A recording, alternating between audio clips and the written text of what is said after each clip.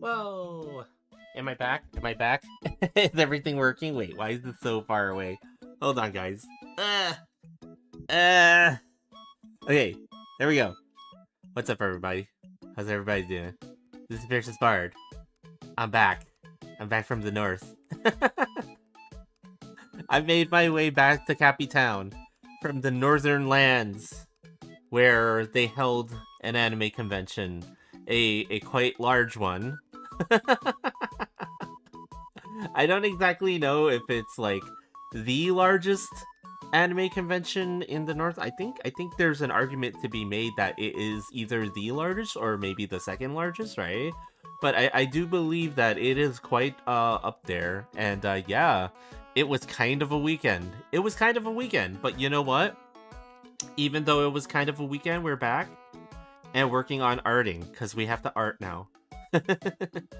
We definitely have to art now, and I have realized something that I probably should have kind of paid more attention to when I first started doing this, but we can fix it. We can fix it. So let's actually just get right into it and start dealing with this first before we do anything else. Let's see. Hold on. Let me just start doing this for the torso. Then we separate that, and then so the shoulders are here, right? My sketching is as awkwardly weird as ever. And then let's say the top of the rib cage.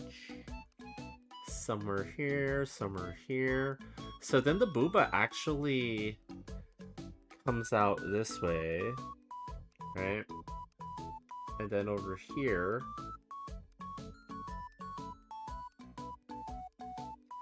Now, here's the thing with Neon, though. She's not like the other Nikkeis, right? Like, Neon isn't going to be, like, you know, massively, large, like the way that quite a few of the Nikkeis are, right? So let's rein this in a little bit, just a little bit. We'll keep it like this. We don't want to go a little bit too overboard, right? And then let's get this.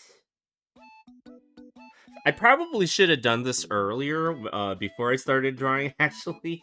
Like, I should have done this to help me to identify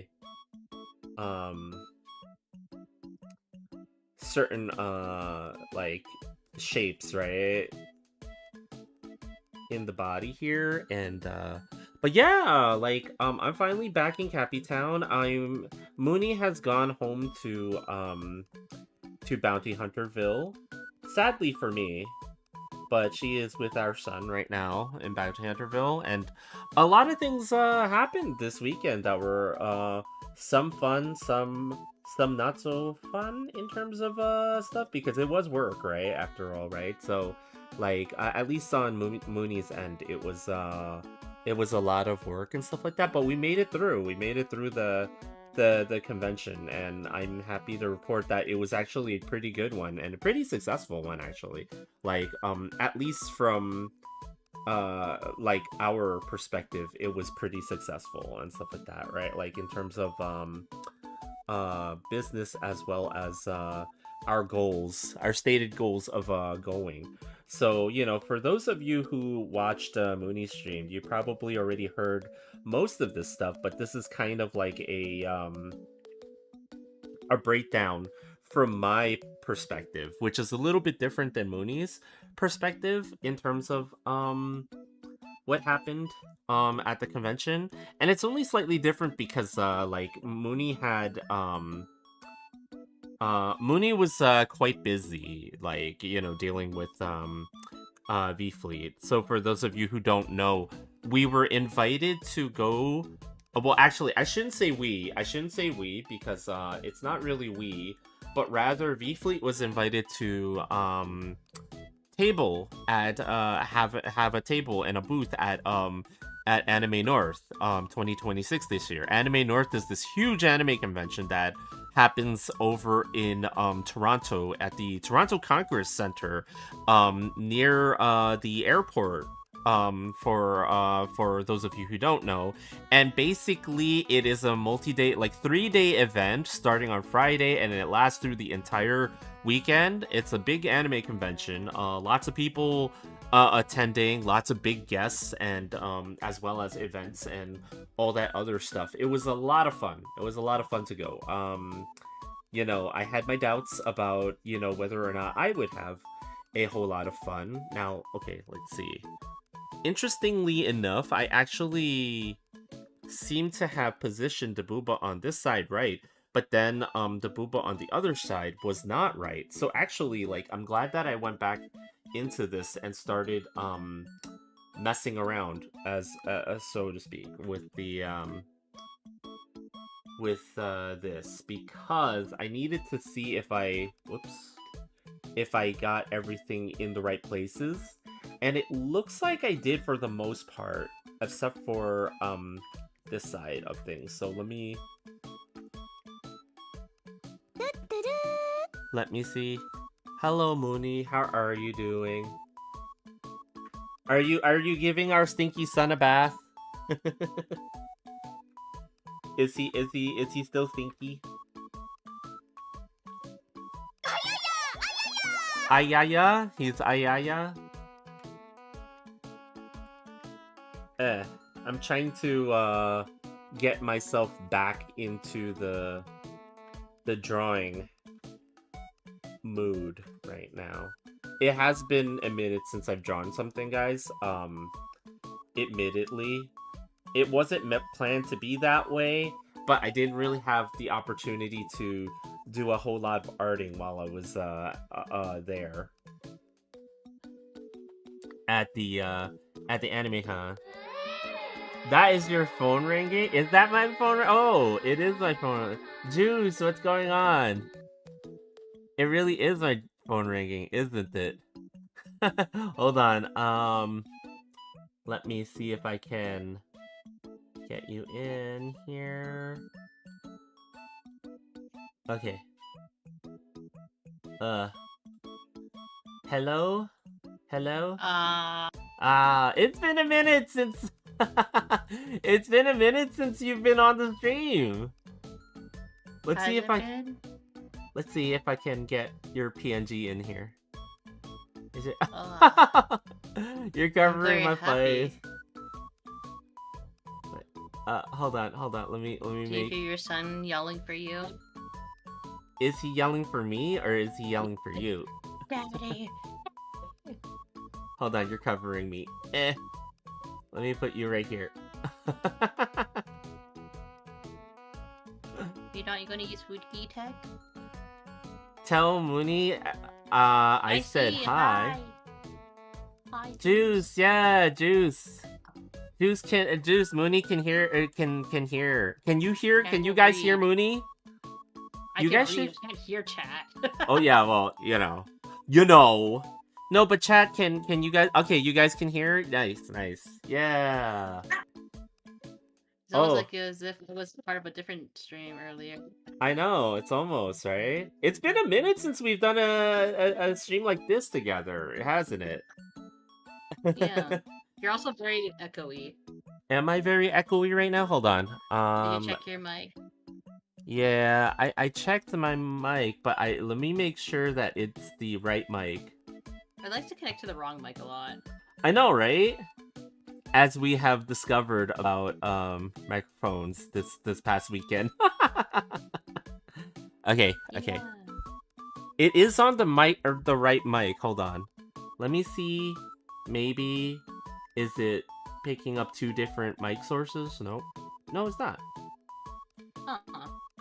Huh. Hold on. Let me see if I can hear myself. Because I can't hear what it sounds like, so I don't know what is going on. Or it says oh, he loves you. You know what it might be? It might be picking up my Discord. Oh. Yeah, like maybe it's picking up the Discord. Oh no, I didn't mean on your I meant your Discord sounds echoey. Oh. Oh, okay, okay. Hold on. You on Twitch sound fine on OBS. Okay.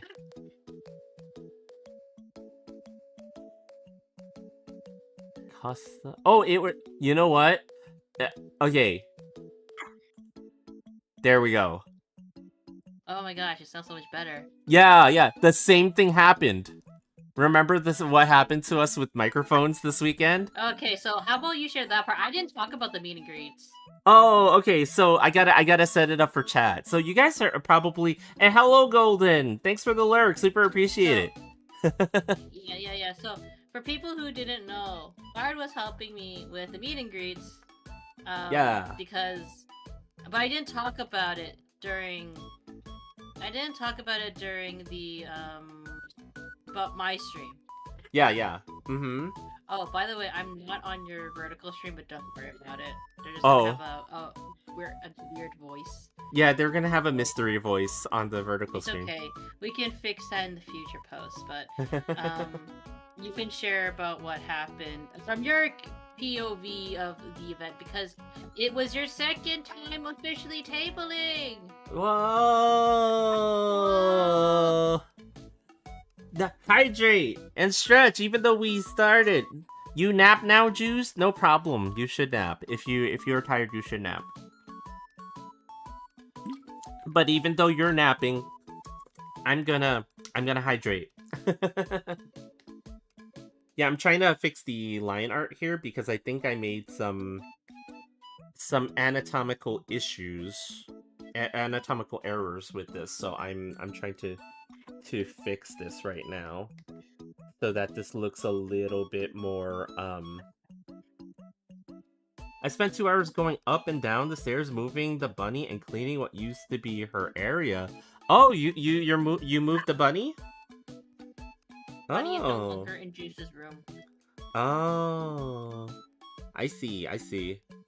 Well, that's cool, but yeah, that must have been a lot of work, cause you know, I know moving any of the fur babies is always a hassle to do, but you know, you got to do what you got to do, right?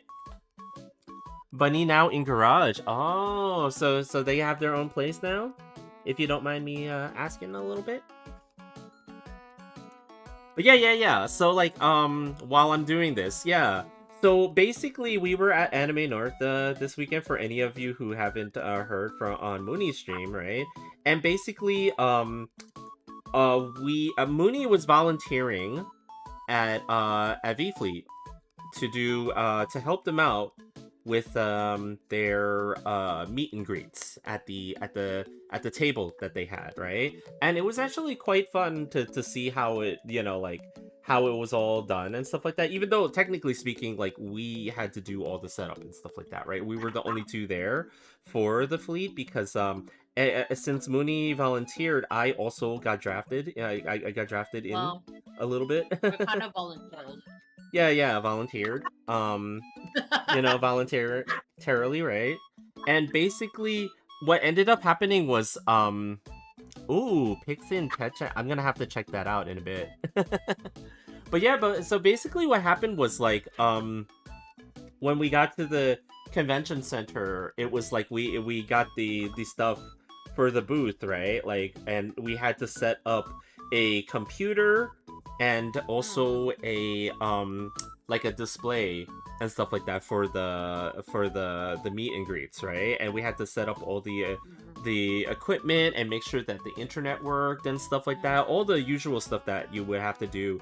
And this is the first time for both me and Mooney to do something like this by ourselves. Like, Mooney has some experience in managing the meet and greets a little bit, right? From CarrierCon, you helped out a little bit with stuff like that, right? Like, or at least at the table, right? As I recall. So you had a little bit more experience with this, but I don't have any experience setting it up, to be honest. Not setting it up, but helping out. I'm kind of concerned with, like, admittedly. Yeah, but you had some experience helping out with stuff, right? Like at the table and stuff like that, right? Like that's my assumption because I both times I was actually at the artist table.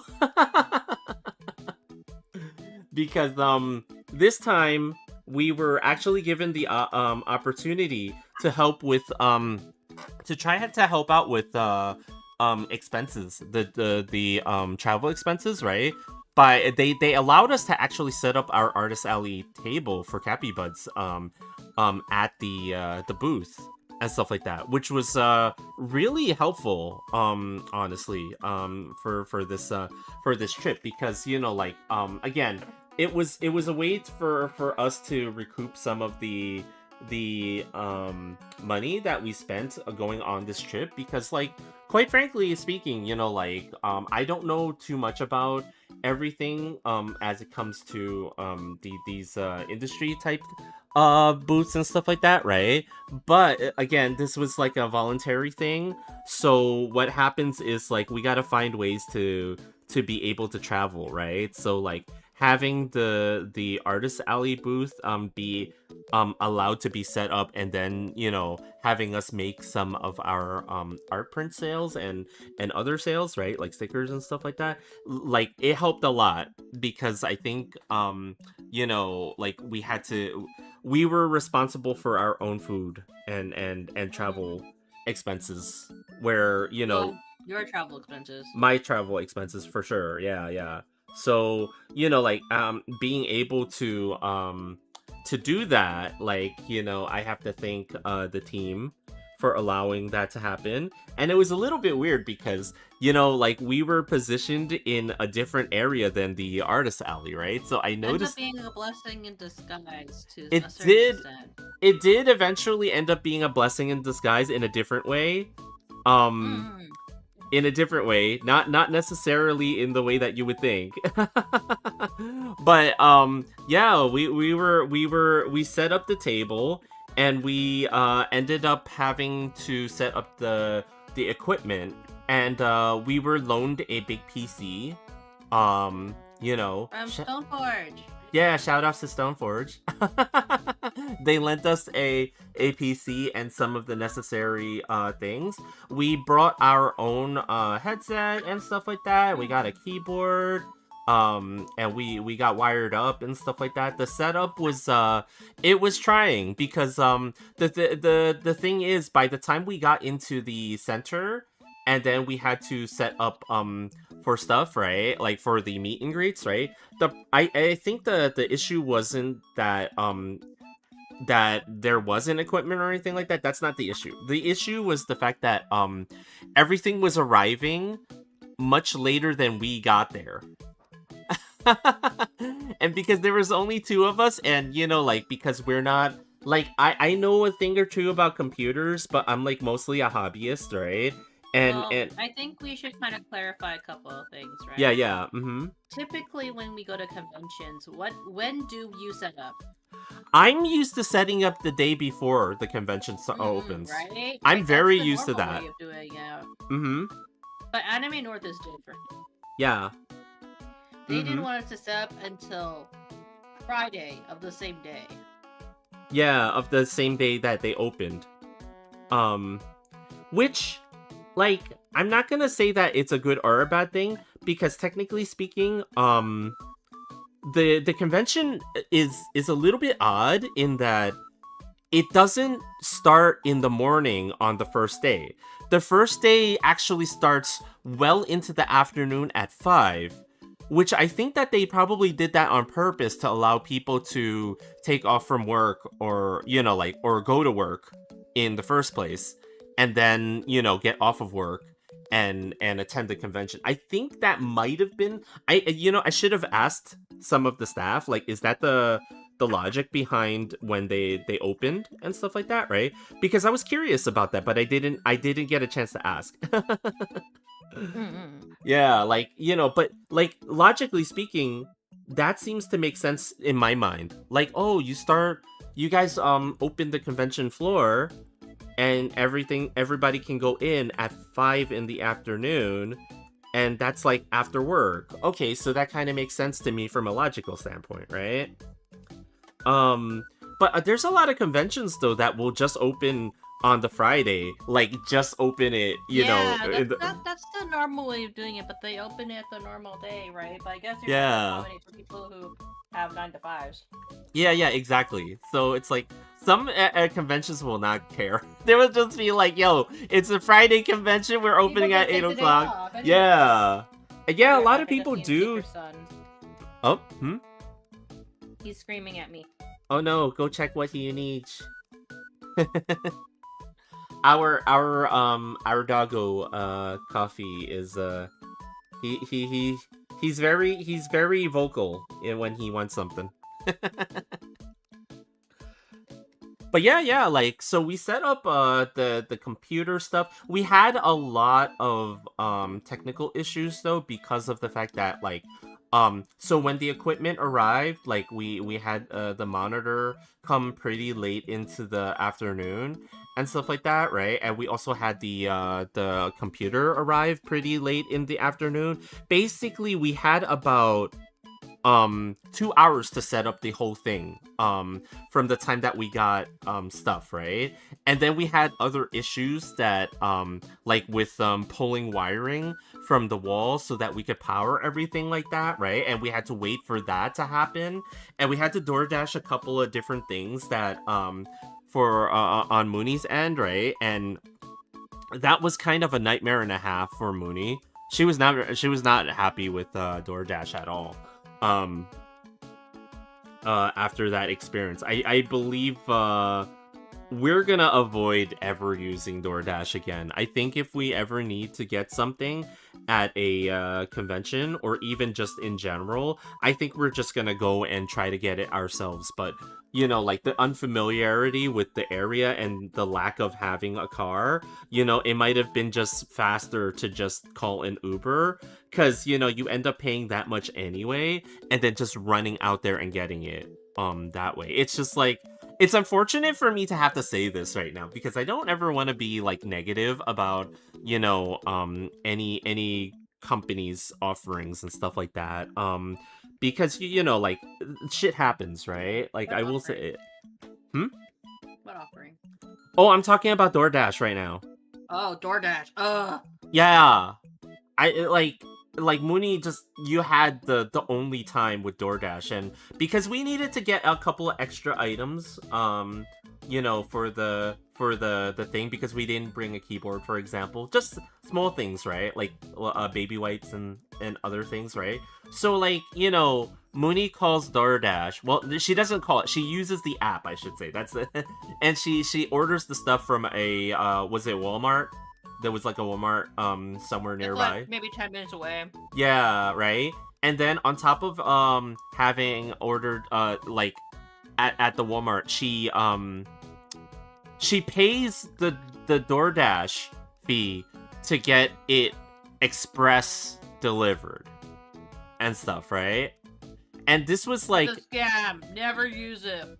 Yeah, and when did you place the order? It must have been like noon or something like that, right? Like it was like late 11. Yeah. No, it was like 2. It was like at 2? Okay, yeah. 2:30. We'll just say 2:30. We'll just say 2:30 to be fair. No. You didn't place it at 2:30. 3. Yeah, no. You placed it earlier. You know why I know that?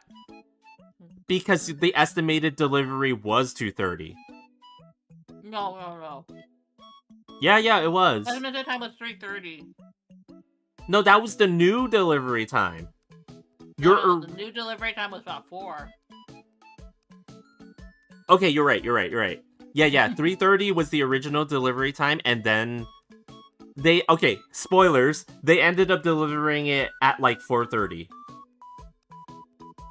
And you paid for the fast delivery time, and they were an hour late, and they took half an hour to get the stuff, too. So it was from 3 to 3:30, and you thought they were going to be here like within 10 minutes or something like that, and they took so long. So fast, too. Yeah, and then I don't know what the DoorDasher was doing, but they were clearly either multi-apping or something that was quite like not allowed on the terms of service for DoorDash. And I know this because they turned off their phone. And basically with a lot of these location services and apps, the moment you turn off your phone in the last location that you were at, it will keep pinging you at that location. So when Mooney was looking at for where this person was, they kept appearing in different places, but they would always default back to the Walmart as their location.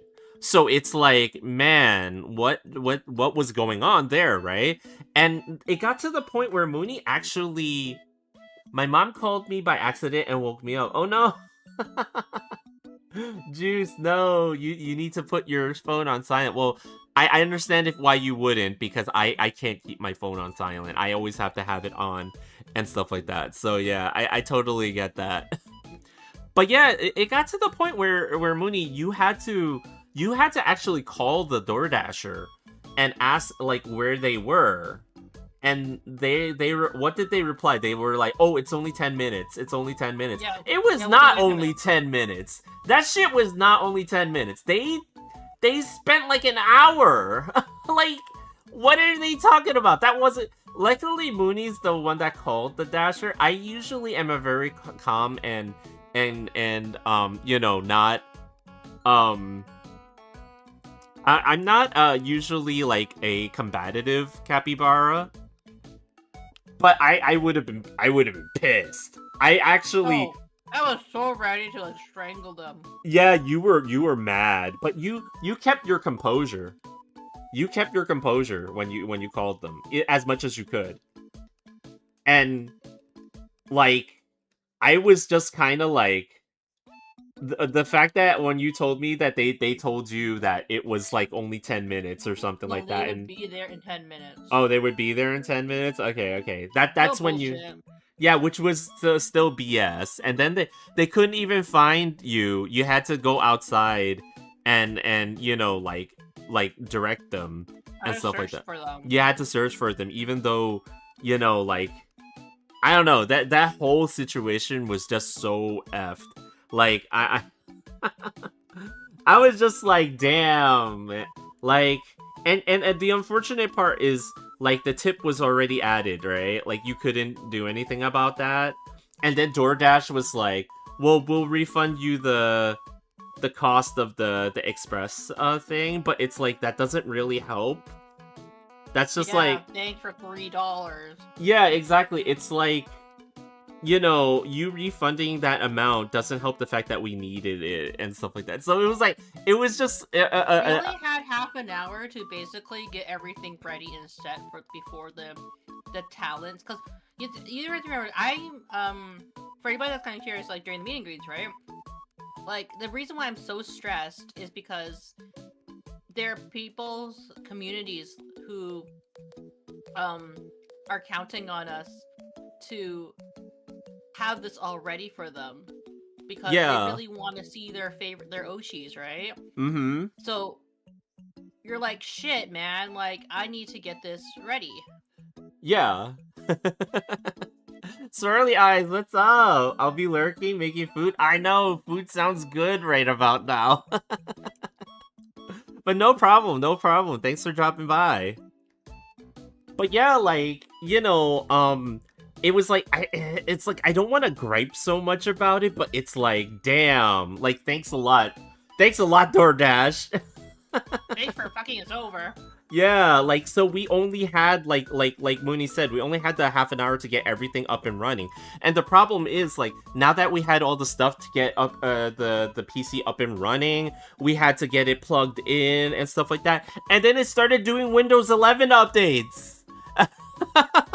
So as you guys know, all of you guys who have ever built your own computer and installed Windows 10, any version of Windows in the first place, right? The first thing that happens when it does the updates, you gotta connect to the internet and hope your internet is fast enough to do all the freaking downloads and all that other stuff. And we only had half an hour to do this. And the problem with the timing too is that, you can't push back the schedule, right? Like, the meet and greets all have a specific time and they're pretty much back to back. So you gotta make that schedule. You can't eat and that's into... the funny thing is, I didn't even make it super back-to-back. I actually prepared for this. Yeah, you had actually buffer time. and stuff between each of the talents and stuff, right? But it still felt like back to back because of the the rush to do all this stuff, and it was so crazy. Like we did eventually get everything up and running, but we had to do like an emergency backup where like because we ended up bringing the gaming laptop that I was using. Well, we had to. Yeah, we had to because we needed it, right? Like for the panels and stuff like that, right? So we actually luckily had that on deck, and we were planning on using it as a backup. Yeah, we were planning on using it as a backup, but then it ended up. We weren't planning on using it for a backup. Oh, yeah. You were using it for the panel. Yeah, we were planning on using it for the panel, but it ended up being what we ended up using in general and stuff like that. For the entire rest of the convention. Yeah. Which is like, again, not really what was the original plan, but you kind of have to do what you have to do, right? Like to get things going and stuff like that. And this is no shade at the people who were helping us at the convention and stuff like that. Yeah. Like honestly, they were so helpful when like they came to check on us and stuff like that, right? And everything and stuff like that, and actually felt really bad because they really try to do us a solid, and then every time they're like, is everything okay? And then we kind of like, I'm like, I didn't have the heart to tell them it wasn't working that well during the convention. But we couldn't, because the problem is like the thing is we couldn't stop the meet and greets to address the issues, right? Because like they're going like they were already happening, and somebody was even there like talking to the talents at the time when some of their guys dropped by to see how we were doing and stuff like that, right? So it's like, what do we do? We don't have another monitor to show them like what was going on the PC. Between, too, yeah. So and it's they're also busy too with their own meet and greets. Yeah, exactly. They were running like VTuber meet and greets on their own setups over there. I actually ended up getting to see a little bit of it. Not from walking around the convention. I actually saw it on somebody else's walk around video on YouTube. Like, of all things, like, I ended up seeing most of the convention actually through other people's things. I was actually stuck at the booth for the most part during the convention. I didn't get to do much walking around and stuff like that, unfortunately. Because it looked really fun. Like, I will say that everything looked, like, amazing and stuff like that. We would have a nice vlog if we could only have one. Yeah, I know, right? If we could only have a nice vlog. This is like the third time I've gone to like a convention where we were like there, and I just completely could not vlog at all. I keep saying like, yeah, it'll be awesome. I'll do a vlog. It'll be neat, and then like it'll be worth like it'll be some extra stuff that we could get out of going to the convention, and I need to go take a call, but yeah, you can continue talking about it. Yeah. So it was kind of interesting, like, once we got everything up and running, to just kind of see behind the scenes, like, how it all worked out. I didn't get to help Mooney as much, because I was manning the table. So, like, basically we had, like, a setup where we had the artist alley table, taking up about half the space, and then we had the monitor with the meet and greet running on it and stuff like that, right? And like it was kind of like the booth got split up into two parts, which was a little bit confusing for people, I think, in who came by, because some people couldn't tell if like, I tried to make it so that the signage was pretty clear that this was V Fleet's booth, right? Because like, you know, like it is their booth, and you know, it was their meet and greets and stuff like that. So I put the signage there, and then we put up a schedule with the logo on it and everything like that, right? But because of the nature of like artist alley tables, like I built up our artist alley table early in the day, and it was like 10 feet high. With a lot of with prints of different VTubers and game characters and stuff like that, like, you know. And you know, there was like, I had a whole side where I had my ZZZ images there, so the Zenless Zone Zero characters on one side of it. So there was like a whole thing, and we got really super lucky because apparently there was a Zenless Zone Zero pop-up right across from us. Like they had the Zenless Zone Zero pop-up at Hoyoverse, and they were like diagonal to us on the floor map. So if like, okay, so like let me actually do this real quick. I'm gonna save real quick. So like, where were we? We were like here. So our booth was right here. The V Fleet booth was right here, right? Like V Fleet. The booth was right there, and then we had the large monitor right over here on this side, and then I had all my prints and stuff like that on a rigging over here, and we just kind of filled up the table with advertising for V Fleet and stuff like that, and the little postcard stands and all that stuff, right? So we were right here, and then there was like, everybody had like their curtain walls and stuff, and we had our space back against the wall and stuff like that. PC was back here, and then Hoyoverse.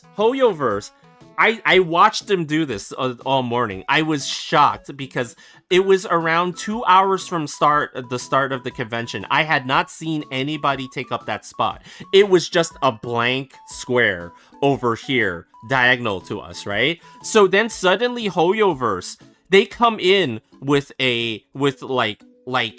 like there were like 20 workers. They come in, they run into this spot. They have like, they haul like boxes and stuff like that. Like they had the forklifts and everything like that. They just put everything down in that spot, and suddenly they build like a house. They literally build like a freaking house over here in 2 hours, and then a display and desk and stuff like that. And then on the other side, they had like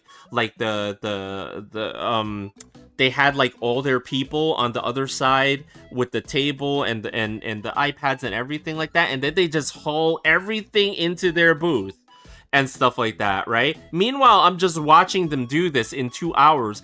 We're having trouble with this computer and monitor setup and stuff like that, right? And meanwhile, Hoyoverse built an entire freaking city like adjacent to us in 2 hours time. It was like like, what the hell? The difference in the professionalism and the manpower that they have.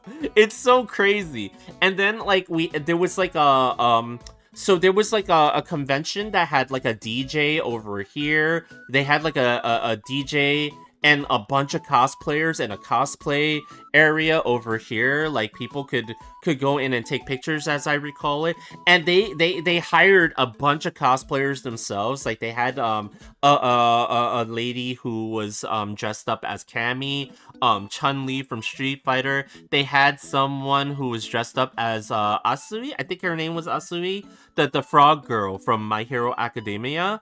They had someone dressed up they had like a couple of cosplayers, and they were playing lots of music. And normally I'm not really all about loud music and stuff like that, right? But actually the convention, the way that things were going and stuff like that, it helped me vibe to the convention. I'm not gonna lie. The music here helped me totally vibe to the convention while Mooney was doing her thing. Oh, that was the Anime Car Expo. Yes, yeah, you're right. Yeah, they were the Anime Car Expo. Like the anime. I was calling it the Anime Titty Car Expo. I didn't realize what they were until they came over and gave us some postcards and stuff like that. And so they have like they have their I wish I had the the cards in front of me, I would totally shout them out. But they're gonna have a convention, two of them actually. They're gonna have like an anime car expo type convention, and also a let's call it a spicy convention nearby in, I think, what was it, Mississauga, is that how you guys say it? Like they're gonna have an anime 18 style convention over there as well, and stuff like that. So they were promoting their convention, and then next to us too, on the right side, let me look this up, because they were very nice also. They were advertising an anime convention that was happening in November, on the American side of Niagara Falls. That's what I remembered about. I wish I had the card with me. I don't have any of the stuff in front of me. I wish I could shout them out. But they were like a first time convention last year or something like that, and they were doing the run back this year in November and stuff like that. And you know, like, I'm kind of interested in going because that's not too far away from Cappytown, so you know, it's like a convention that was like easily visited by me anyway. So, you know, we had that, and then we had some tables over here, like 2 people who were here doing some art sales and stuff like that, and meet and greets of their own. On this side, I believe Mooney knows who they are, and she mentioned them earlier in her stream. And then on the side here, what was the artist's name? Sheena. I seriously should have came more prepared with my stuff, right? There was an artist doing a wall art from Japan, and it was amazing. It was amazing stuff. Like or was it like Uchida Shin? Uchida Shin. That's who it was. The mural. Yeah. The mural. It was amazing. Yeah, Shino Uchida. That's who it was. Yeah, I knew the name a little bit. Pumpkin, what's up? Welcome in. Shin Uchida. Yeah. That's who it was. And there was like an amazing mural, and I wish. Well, I have a picture of the mural actually and stuff like that. Maybe I could send myself the picture right now and show you guys, and it's quite amazing. I am oh, okay, there we go. Okay, so I sent it to myself. Well, I sent it to Mooney to hold for me. Hopefully she doesn't she's like, what are you doing messaging me, Bart? But yeah, here. I'm gonna post it right here. Oh my gosh, this image is way too big. This image is way too big. Holy crap. Okay. There, guys, check this out. This mural was amazing.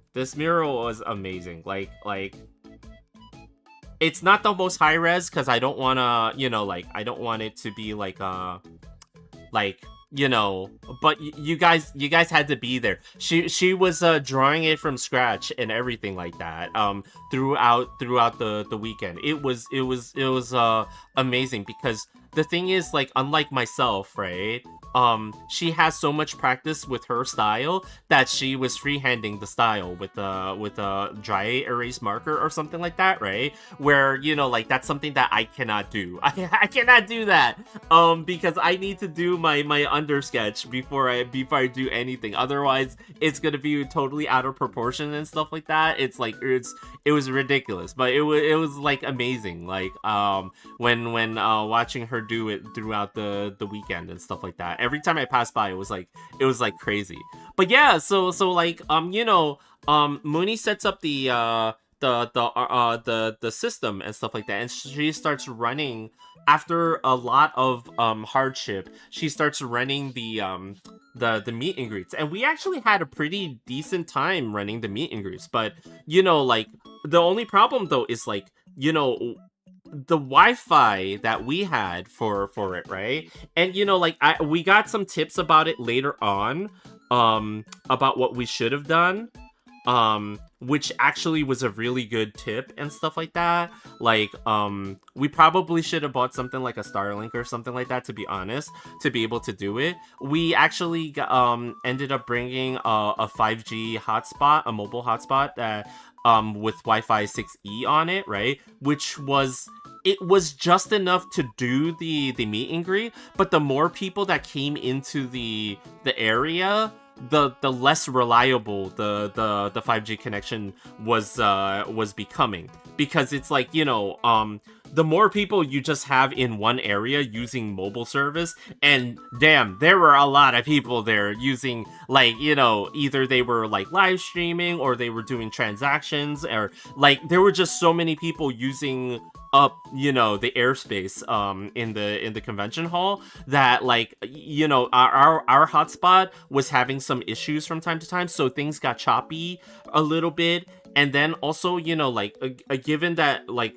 we had a lot of technical issues, and Mooney is not like, again, Mooney is not like a PC head, right? And I just do it as a hobby, like, I know how to build my own PC at home, so I trust my own builds and stuff like that. But sometimes there's some things that I don't think about, and then I forget. Like, for example, when we hooked up the Logitech camera, right? We didn't realize that Windows 11 automatically picked the camera's audio instead of the headset's audio. So there were times when it was weirdly like, wait, why is the sound not coming through all that well and stuff like that? Oh, it was reading from the Logitech webcam's audio, and things like that would constantly happen and stuff like that. So I chalk it up to inexperience for us in doing this sort of thing, like, but we're volunteers, unfortunately. We're not professional table runners and stuff like that. But there were some interesting things. Like, we got to meet a lot of people. I know Mooney got to meet a lot of other VTubers and talents and stuff like that behind the scenes. But interestingly enough, I got to meet some people. Like, I met some representatives from what was it called? Next Generation? Hold on. I don't have my cards. I wish I had my cards. Next Generation Gamers. Next Generation Gamers is like a new VTuber company. I got to meet them. Like some representatives from them, and like they asked me some questions about our setup at VFleet and stuff like that. I couldn't answer too many of them, unfortunately, because I'm not technically a part of VFleet. I'm only incidentally there to help volunteer my services and stuff like that. But that was really cool. Kinshoku-kan, that's what it was. Thank you, Swirly Eye. You have all the information. Yeah, I'm very interested in attending just for fun, because again, Kinshoku-kan is actually not too.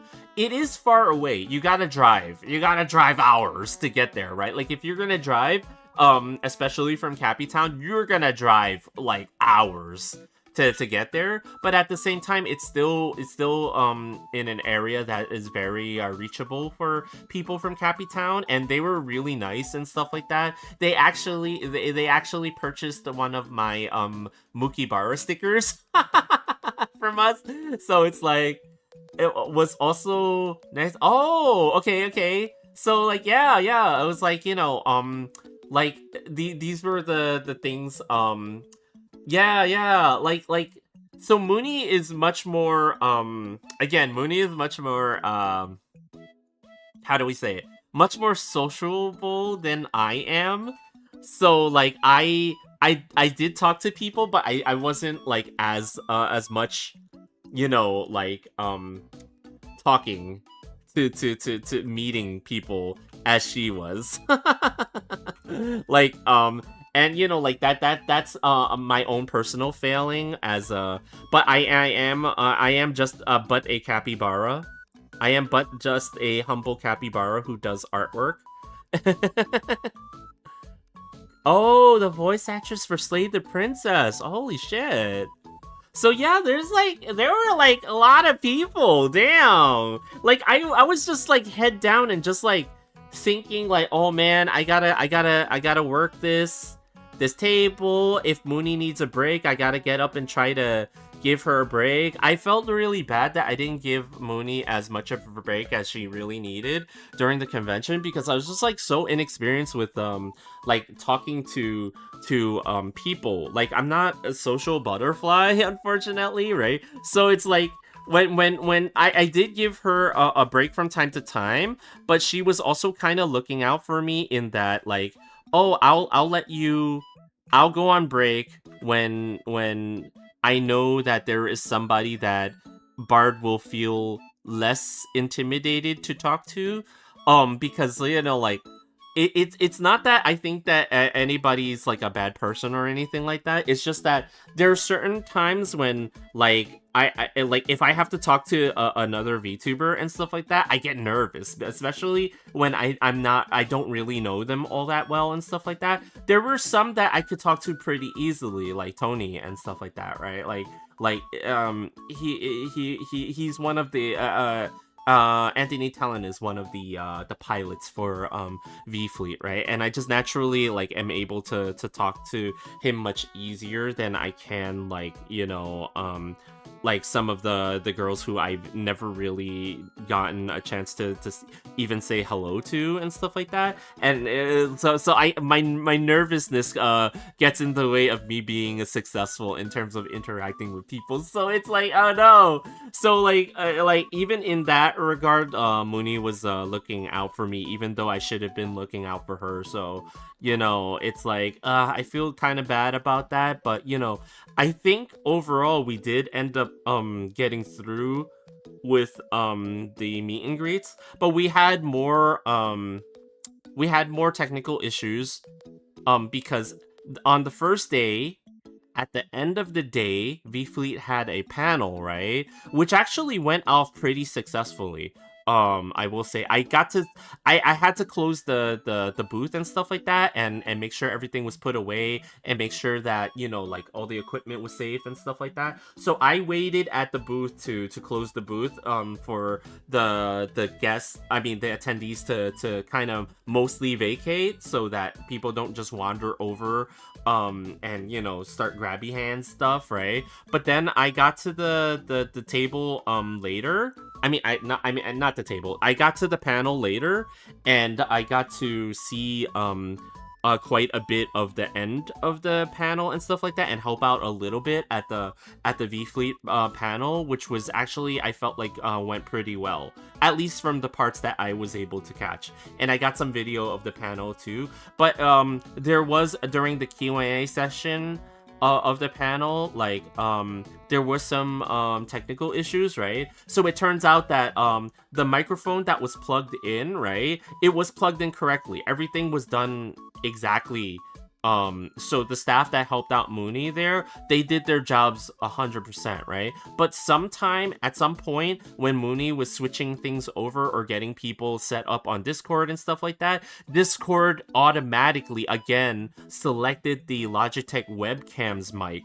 So it was hard for the people on the panel to hear the audience during the Q&A session, right? And that was something that because I wasn't up on the stage with Mooney and operating the equipment, I didn't notice that myself either and stuff like that, right? So like again, these are things that you don't think about because you don't like when you're not actively running these things all the time and stuff like that, you don't really think of these things until it happens to you, and then you're like, man, next time, right? But like, it's like, geez, so many things could go wrong. So many little things can go wrong in many situations. But I think we were still able to get through all of all the things at the end of the day, the panel and the meet and greets. I think it went off not without a hitch, but it was still fine. At the end of the day, we got through the meet and greets and we got through the stuff, the panel, right? And then the second day. So the second day was crazy. It rained like everybody kind of, I don't know if you whoever was in Cappytown got flooded by a rainstorm like a week before this event happened. Like there was so much flooding that our metro system just got completely hammered by water and everything. Like water was just like all over the place, right? Well, something similar was happening that Saturday in Toronto, near the Congress Center, right? It rained like crazy, like an insane amount of rain, right? I didn't personally see any flooding that happened in the area. I didn't hear about it because I'm not hooked in to the Toronto area like I am in Cappytown. But man, it rained so much, right? Like everybody was coming into the convention center. Usually you got a lot of cosplayers and people doing performances outside of the conventions. Like they hang out in the areas that are outside of the convention because the convention hall is like gets really hot and you know, with so many people in the same area, like there are oxygen things happening. And oh yeah, no problem, Squirrely. But yeah, like there were so many people in the convention center and it was so muggy because of the moisture from the rain and stuff like that. Okay, I went outside to go on a run to Tim Hortons, right? I know people have opinions about Tim Hortons, but I actually still like them. I still very much like my chain coffee. I grew up with Dunkin' Donuts, so there's nothing that can be worse. But yeah, like I went outside to go to Tim Hortons, and I've got a story about the Tim Hortons like in a moment, but like over there anyway, that one in particular, right? So I went outside, I got the stuff, I was rushing my way back in. And normally everybody kind of like the way that I was doing the run around for the convention center. So if you can imagine, like the convention center was over here, right? And then somewhere over here is Tim Hortons. Somewhere over here, this is Timmy's. This is Timmy's right here, right? Somewhere over here. Like the convention center was like this big block, massive building over here, right? There's like an exit that everybody was kind of coming in and going out of over here, right? And then you have to walk around. You have to walk around like the convention center, something like this, right? And to get to the food, that's not the parking lot and the trucks over there, right? So when I initially went out to do my run, I did this, and it was raining like crazy, right? So I'm like, is there any way for me to get back to where I was? Because our booth was in this was at this exit, so this was like the closest to our booth over here, right? So on the way back, I was like, man, maybe I should find a way. Oh, you know what? Let me go this way. Let me go this way to go back. Because there was a set of doors here, and this is these doors led to where the panels were, but there was a way to get to like a set of doors that leads into the industry area and the vendors hall space, right? So if I go like this through here and go through those doors, I can then shortcut my way over to our booth, right? And that way I don't have to be in the rain for as long. Well, everybody was thinking the same thing too, because everybody was in here.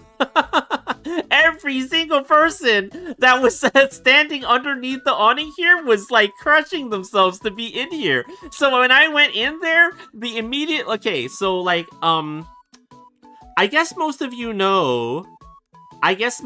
guys know already that this capybara wears glasses. you see my tiny little eyes, right? In normal life, this capybara wears glasses like this, right? Well, as soon as I walked in through those doors, those glasses fogged the hell up.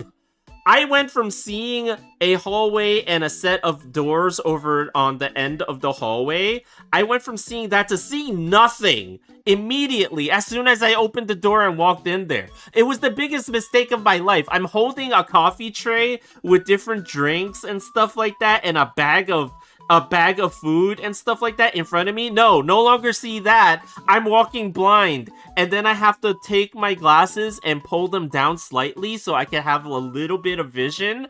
And even though everyone is like a blurry mess in front of me, I had to navigate my way around that. It was not fun. It was not fun. It was the stupidest thing I could have possibly did. But I didn't know. It was just raining like outside like crazy. So I just kind of had to do what I had to do to get through and stuff like that. And eventually I did get back to Mooney with the stuff that we bought.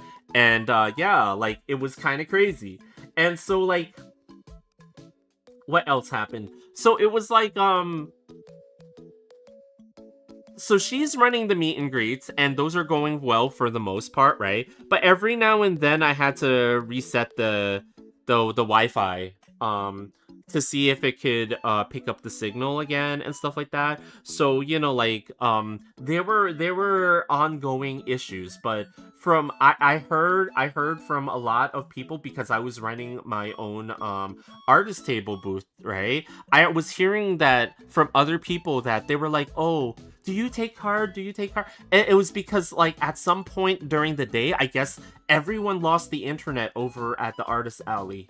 And whoever didn't bring their own Wi-Fi, their own Wi-Fi, was unable to charge, to take card for charging. And luckily, I was one of the few like that was left that could and stuff like that. So I didn't need to do that and stuff. So there were a lot of oh yes someone can take card here and stuff like that. There was a lot of that going on and stuff. It was kind of funny.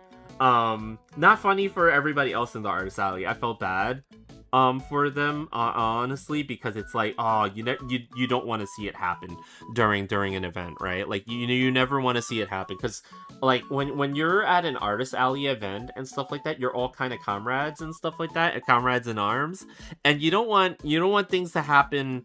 Like, you try to be as helpful as you can to everyone else, because, like, you would want the same courtesy and stuff like that. But I was very far away from the artist alley itself, so it was just like, I only heard about this stuff happening, like, afterwards.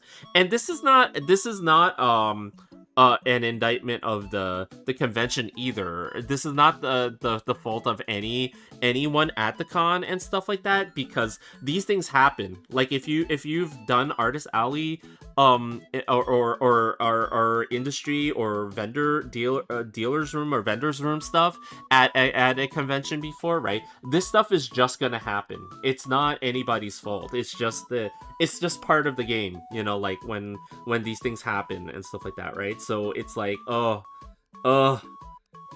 wish I could have helped, because our Wi-Fi puck can actually support quite a few devices on top of ours and stuff like that. I think up to like 25 devices or something like that on Wi-Fi 6E. So we actually had the ability to help out if we could and stuff like that. But the unfortunate part was that we were not actually in the area to be able to offer that help and stuff like that. So, but otherwise, like, the convention was seemed to have gone well, because a lot of people seemed to have fun there and stuff like that. There were lots of people and lots of cosplayers there too.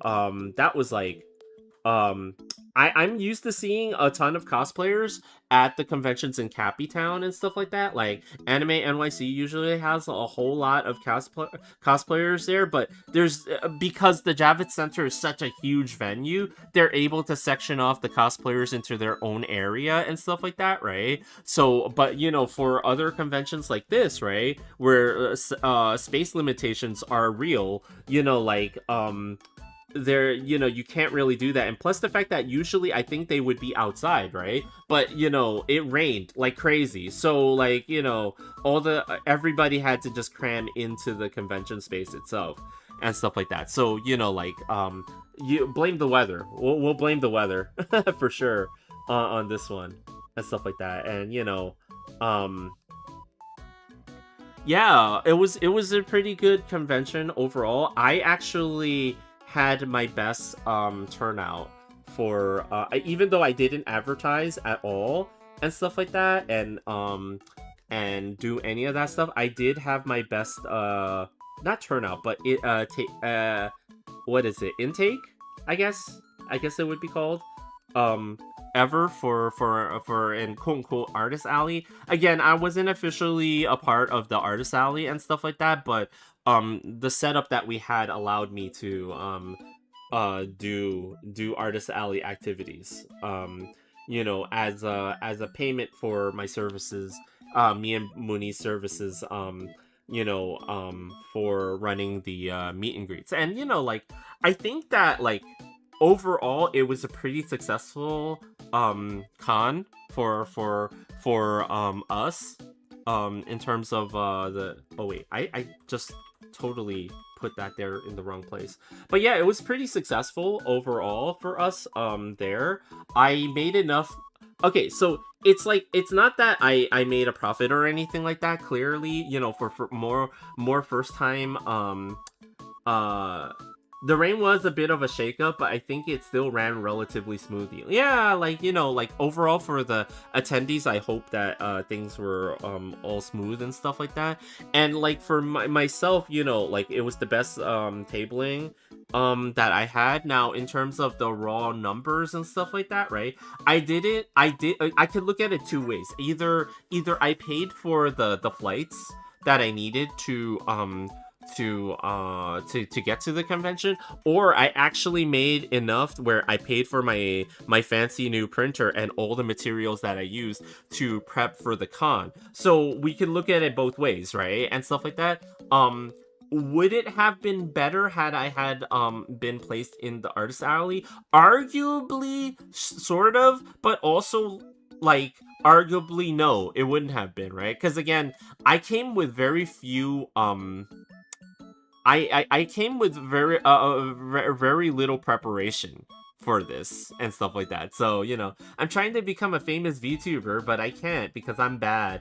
No, Goofy! Like, you're not bad, you just need the belief. You need the ultimate belief in yourself, and that's all you'll need. I'm never gonna become a good VTuber even though I have like 56,000. No! You have to believe that you can be. You too can be a good VTuber. You just gotta believe in it.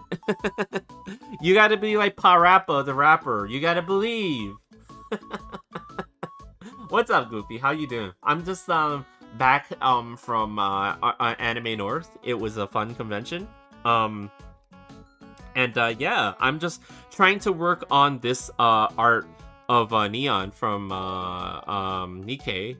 I think I need to make her head a little bit smaller because I'm seeing the vision right now. I'm seeing the vision, but I need to make her head maybe a little smaller. It depends because she tends to have a slightly big head. She's like Jalen Brunson. She's got a big head. Confidence goes a long way. Believe. Exactly. Kluna, believe. Damn it. What's up, Kluna? How you doing?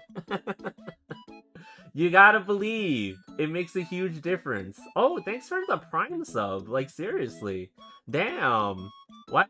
You didn't have to spend your Prime sub on May. I don't deserve your Prime sub. I'm just a capybara. I don't know what to do with Prime subs. Whenever I go into the forest to look for food, I see a Prime sub and I'm just like, what is that? What do I do with this? I don't know.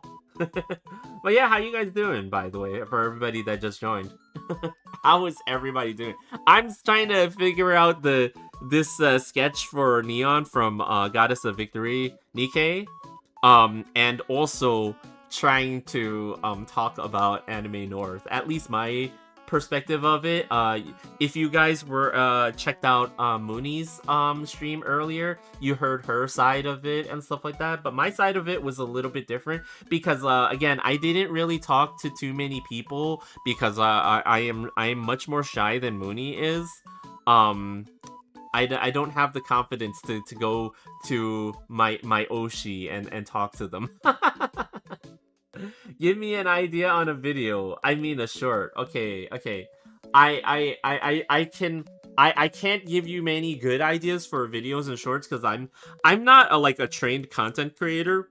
Well, technically, I mean, I had courses in it when I was going to college and stuff like that, but I wasn't trained specifically in looking at, and I'm not good at making YouTube videos and stuff like that, but I can tell you what not to do.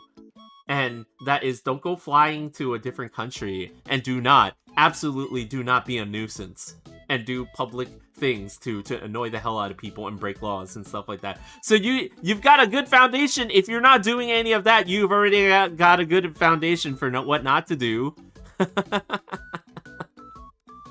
Because for me, if like the only things that I can think of in terms of video shorts, right? Like for myself, like what video shorts could I do, right?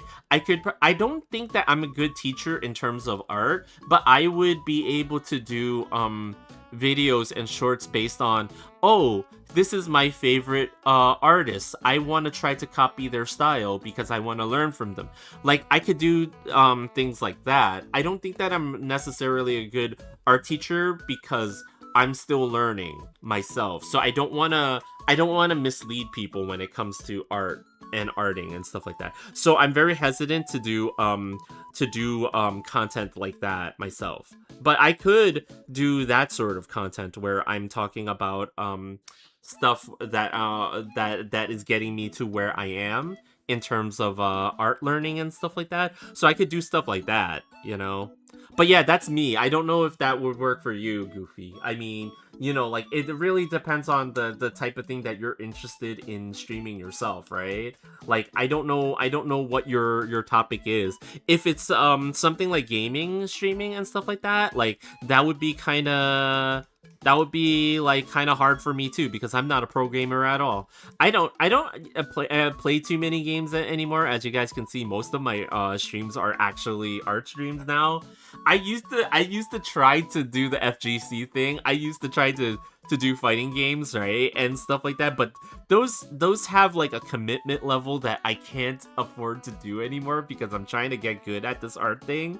So it's like, I really want to play Guilty Gear Strive right now, but like I can't actually put the time and effort into it. Like I could have made Celestial like a long time ago, for example, pre-season 3, but I just couldn't sit here and actually do the grind to do it and stuff like that, right? And then the same thing happened with Street Fighter 6. I was on my way to whatever the, like, where was I? Like, when I last left off, like something like Diamond 2 or something like that.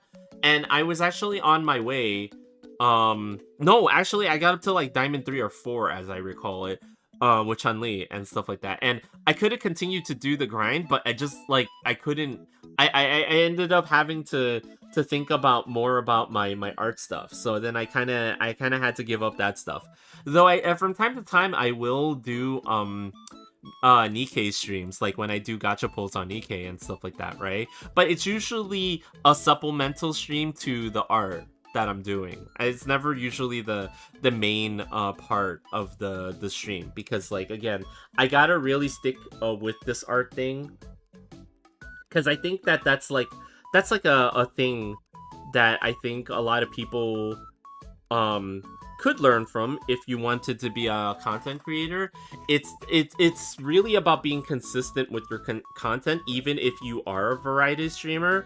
Like, you know, like if you're doing games, for example, right? There is something to be said about doing too many different types of games, like all the time and stuff like that. Like you really shouldn't, because then you confuse everybody about what you're focused on.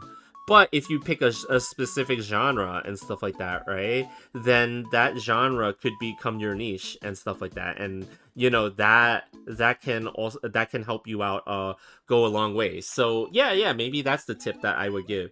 Like if you're gonna do like a lot of different things like gaming, pick a genre and stick with it, right? Like don't go too far outside of it and stuff like that, because then again, you build a lot of different small audiences that all expect one thing, but then they don't see that thing the next time you're on, and then they get confused, and then they don't want to come back and stuff like that. So um I'm sure that there are definitely creators who could probably tell you more, though, of more important and more valuable information that isn't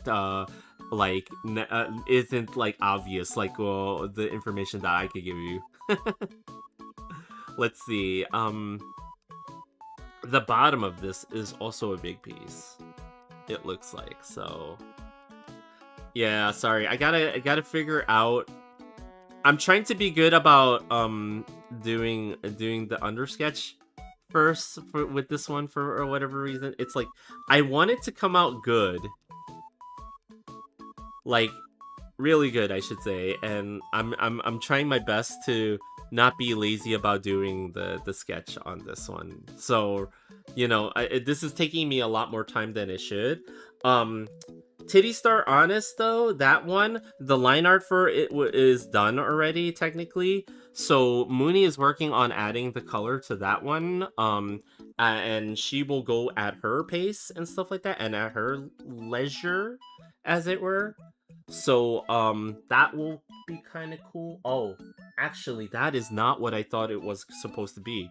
Okay, going back. This is a problem for by the way, for a lot of artists when you're doing fan art. A lot of times fan art, it's both a gift and a curse, because when you see certain design elements and stuff like that, you got to figure out like, what is this? What is it supposed to be doing? And sometimes for some people like me, I'm unable to figure that out like with ease. And so I start drawing something, and then I'm like, wait, that's not what that's supposed to be. Oh shoot. And then I realize it later, and then I have to redraw like the whole thing. Okay, let's see. I also need to go get some food pretty soon too. I barely ate today. I might not cook something tonight, because I might be a little bit lazy about it. I also have to do a little bit of shopping, because since I came back by myself to Cappytown, I gotta fend for myself a little bit. So I gotta do some, and a lot of the food that the groceries that I had when Mooney was here, we kind of exhausted a lot of it. So I gotta go food shopping actually too. So, like, I there's a lot of stuff that I gotta do. It's unfortunate, but like, I got a lot of stuff that I gotta catch up on in Cappytown. And we'll see what happens. Maybe I'll try to go and do some food shopping tonight or something like that. But if I go out tonight, then that means that I probably shouldn't cook dinner, because that's gonna take me too long. So I might have to actually go and get dinner and stuff, which is something that I was kind of hoping to avoid, but you kind of do what you gotta do, right? Yeah, I might actually have to make her head just slightly smaller. I didn't want to, but now that I'm looking at everything,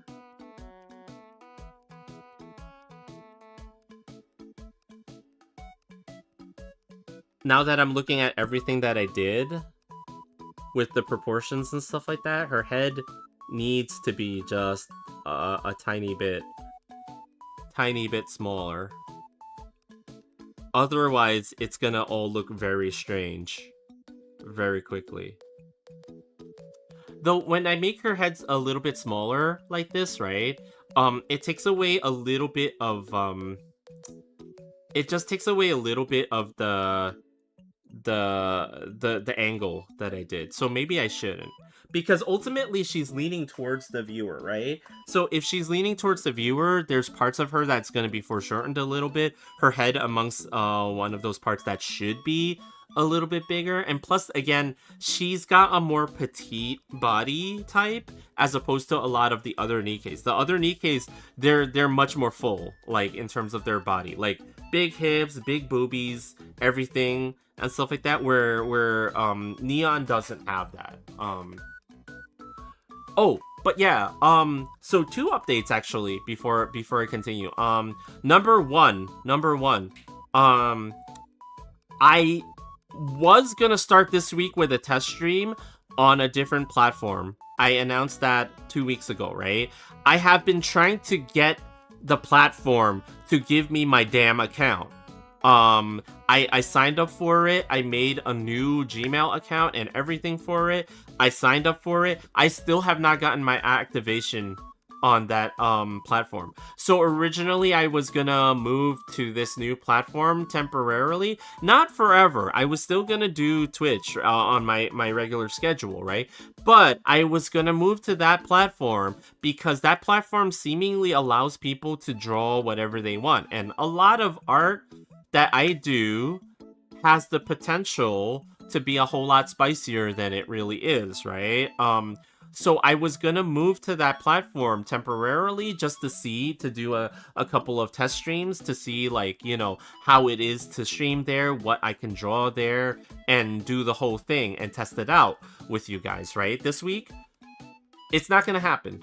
I can't get the account to work.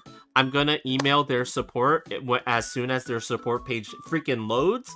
Their support page is not loading, so it's like it's giving me anxiety about using their platform.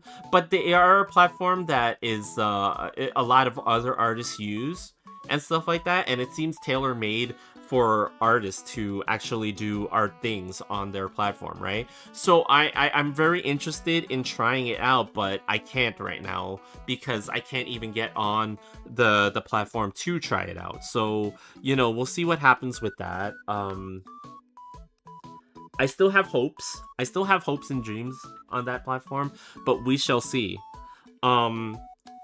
And the other thing is I'm probably gonna be doing fan arts for sure, right?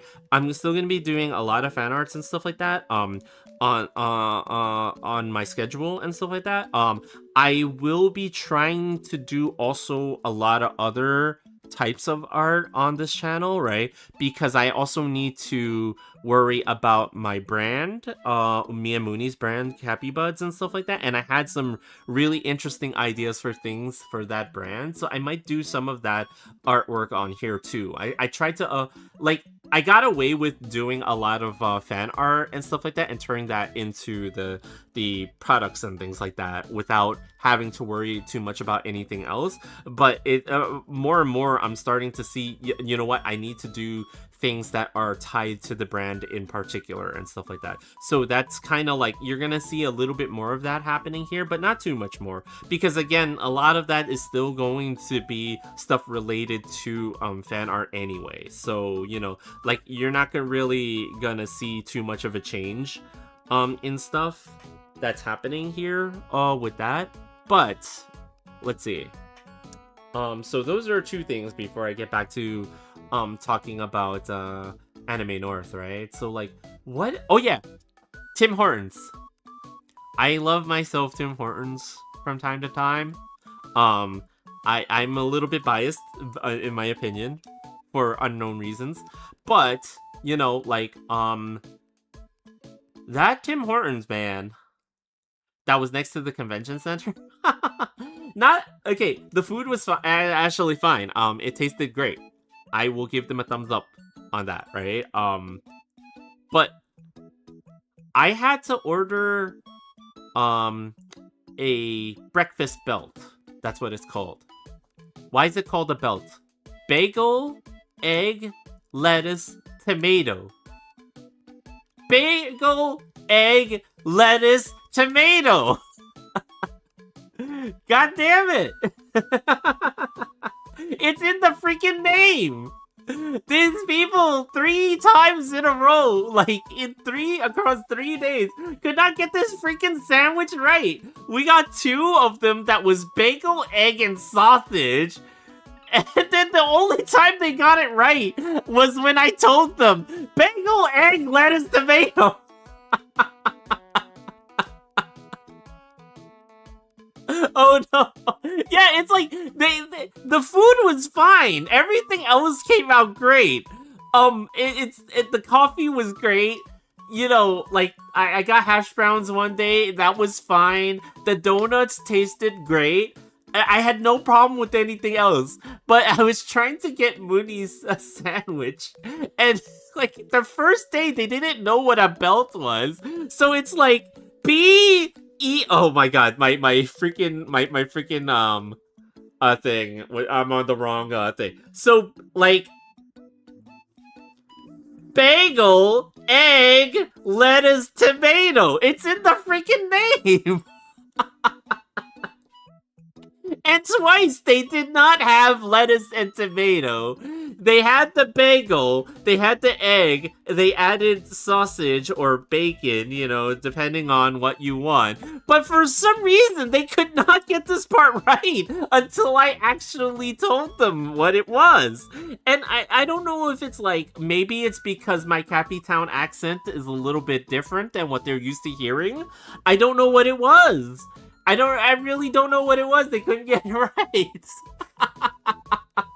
And it's not the worst thing in the world, okay, guys? I'm not gonna go and rant and rave about it because, you know, like, again, it's just a small thing, but I just found it really hilarious.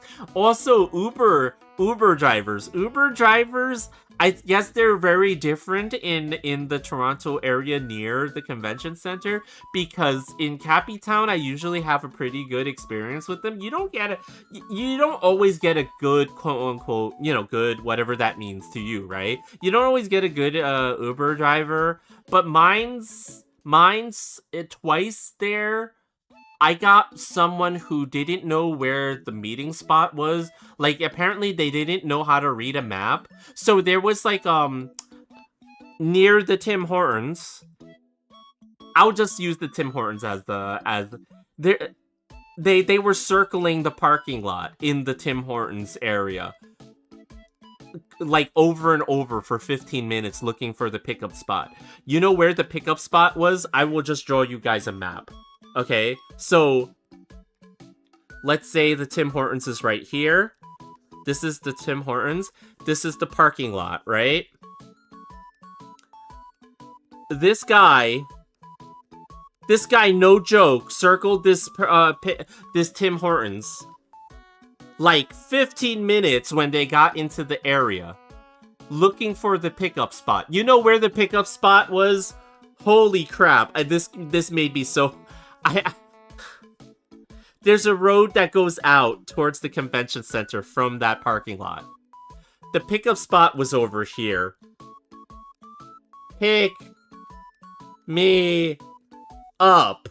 They were over here circling this Tim Hortons for 15 fucking minutes, and then they called me and were like, "Where are you?" I'm like, "I'm at the pickup spot. I'm at the pickup spot. I'm literally standing right on top of the pickup spot. I don't see you. I'm at the pickup spot." Oh no. I should have used Lyft. I really should have used Lyft. Everybody kept telling me how much cheaper and how much better Lyft was. I don't know why I just kept using Uber.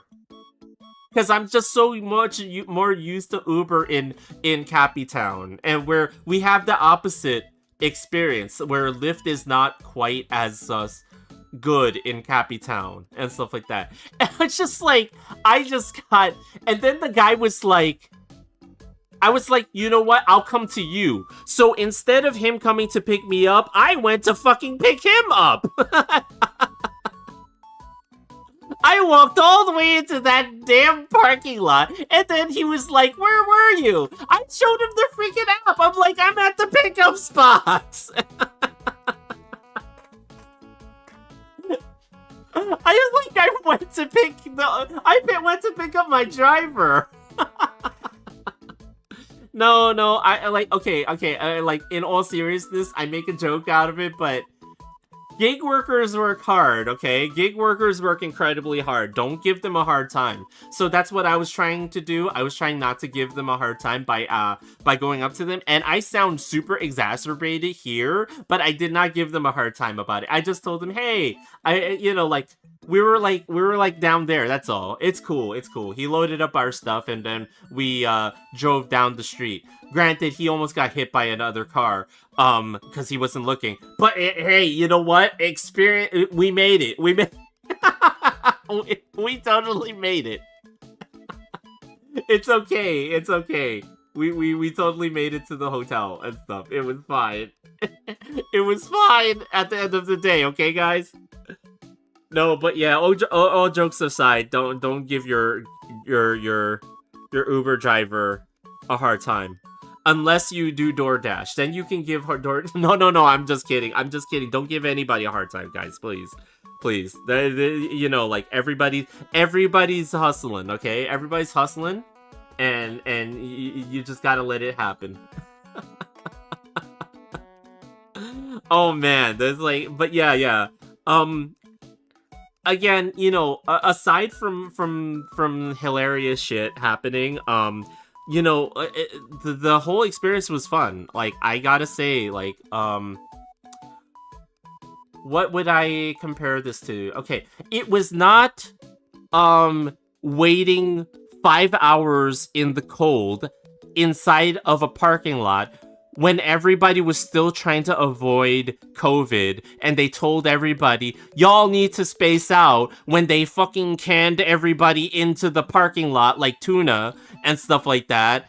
That was the experience of 2022 Anime NYC. It was not that. It was far and away 1,000 times not that experience.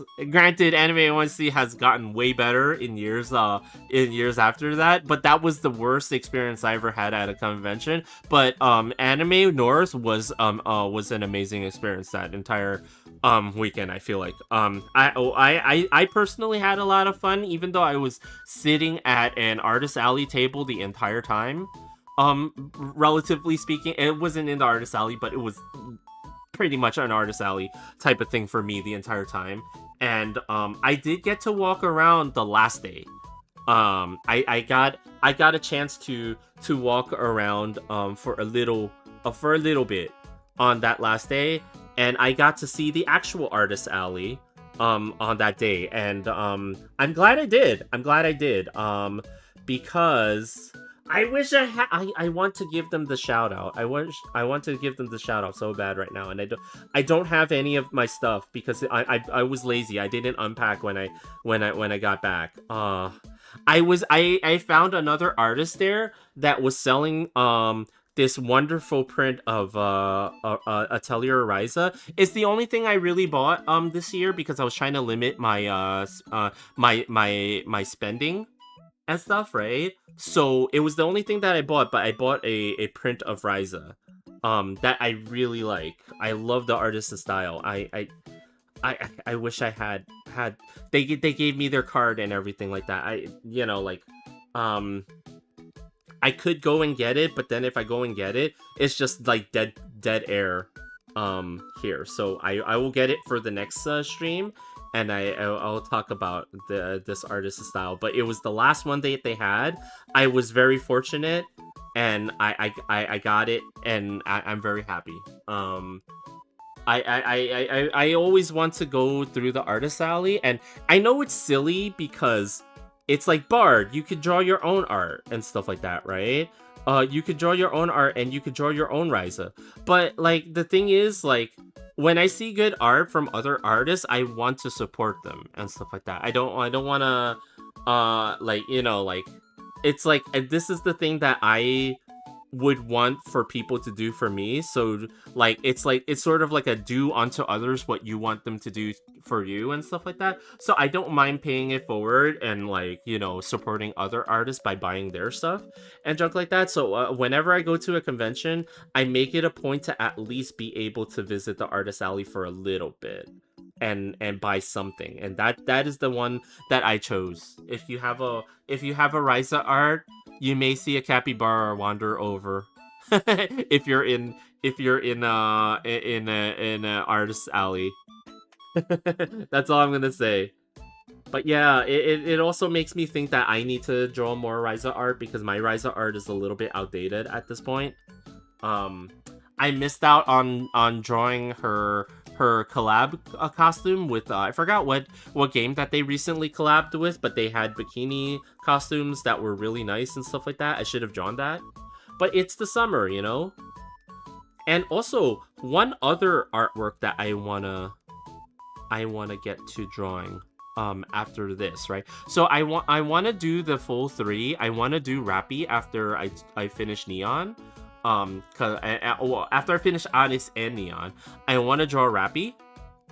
Because I want to have all 3 counters, at least the current crew, right? Like I know Marion or Modernia, I should draw her, but I want to save that for a little bit, for a different type of image, or a different timing for that. But after this, I feel like I want to revisit Cecilia, because I never drew Gigi.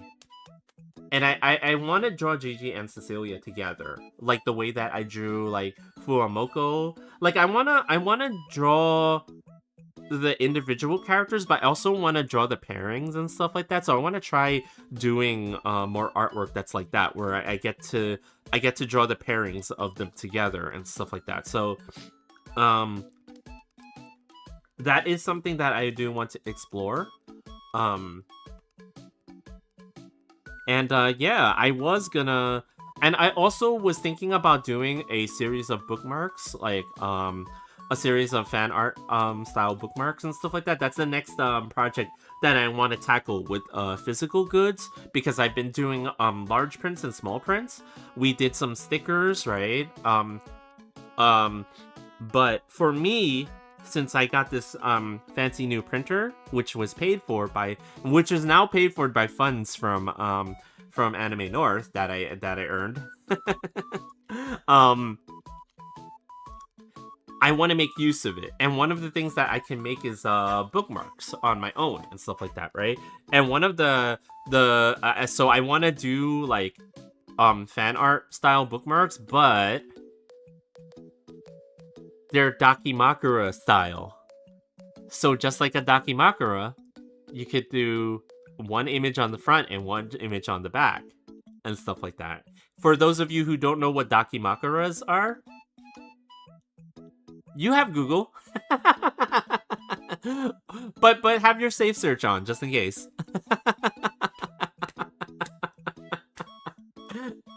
But yeah, like I would like to do a series of bookmarks that are like that, with images that I would have put if I were someone who could afford to create Dakimakuras as a product type.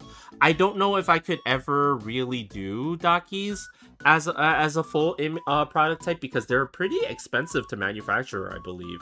Though I have seen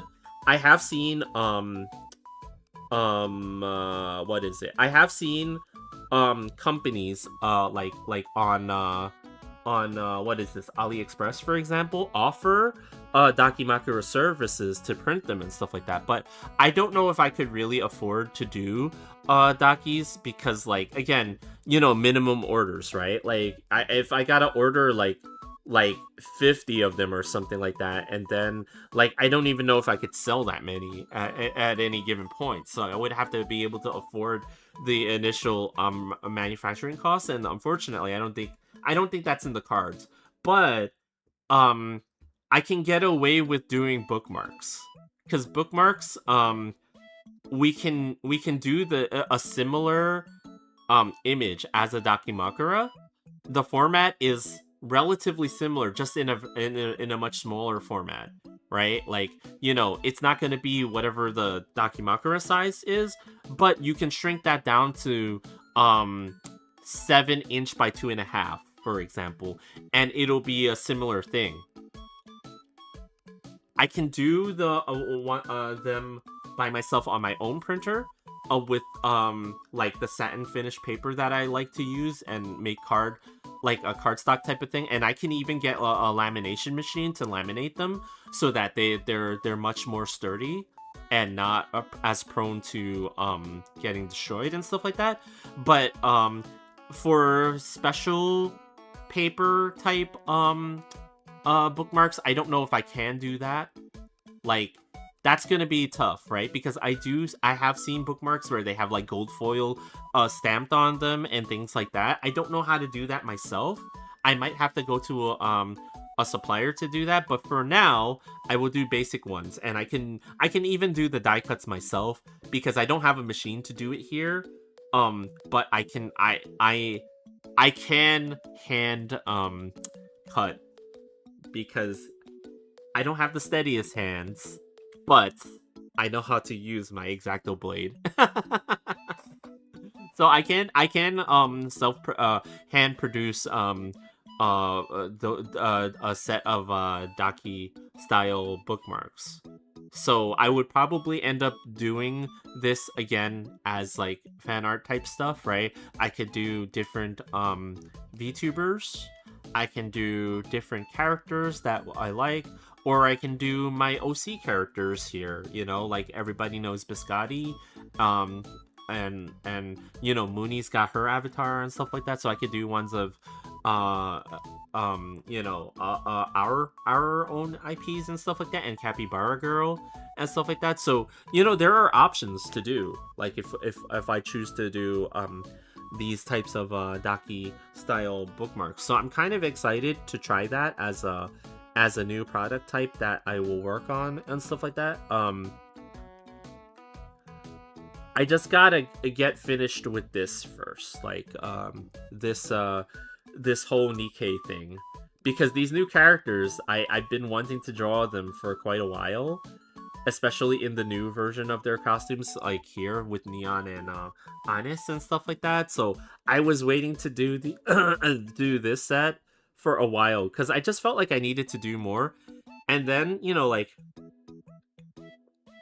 again, I don't mind if I draw Ryza a little bit more, but, you know, we'll see what happens, because, you know, I've been told that I can't just keep drawing Ryza all the time, even though I don't really draw her all the time. I only draw her a little bit. I've never drawn her that many times. Like, oh, and what am I doing right now? I'm actually, so a part of my sketching, my sketching process, right? Sometimes I get tired of trying to sketch the lines for each character. Sometimes I'll just take blocks of gray or colors and I'll do it like this, where I block in what I want to see, and then, you know, do that as part of the sketch. Because I'm doing the hair, it's easier for me to do it like this, because the hair is a much more organic thing than you know, being like solid shapes and stuff like that at certain points. So I'm trying to do the hair in the easiest way that I can without but this is just me. This is just how I prefer to do it. It doesn't mean that you have to do it this way if you're just learning the arting things and stuff. Like, this is just how I prefer to do stuff like this. For some people, it's easier for them to see shapes like this instead of doing it through lines and stuff like that. It's hard to explain for me because I don't feel like I'm a good art teacher, because again, I'm still learning myself. But some people register things differently than others. So like for me, I feel like sometimes I do register just seeing shapes like this in an easier way than to try to draw the lines like the way I've been doing it.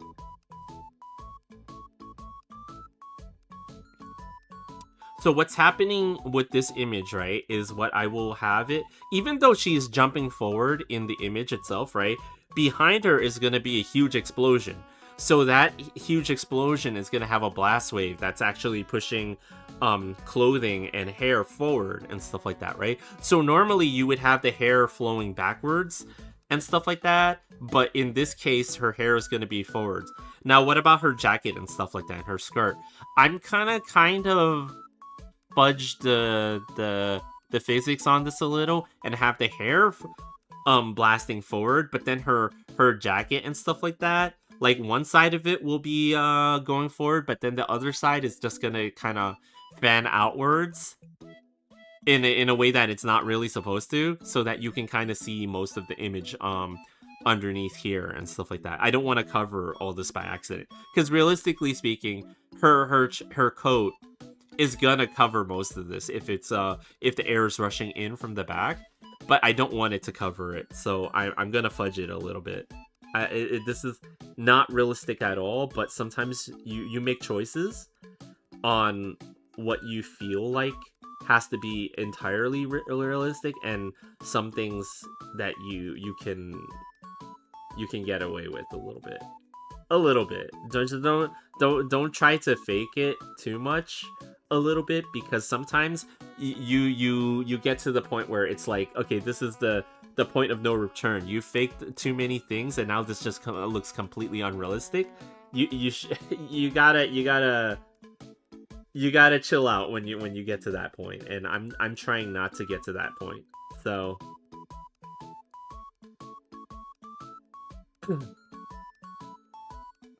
let's see.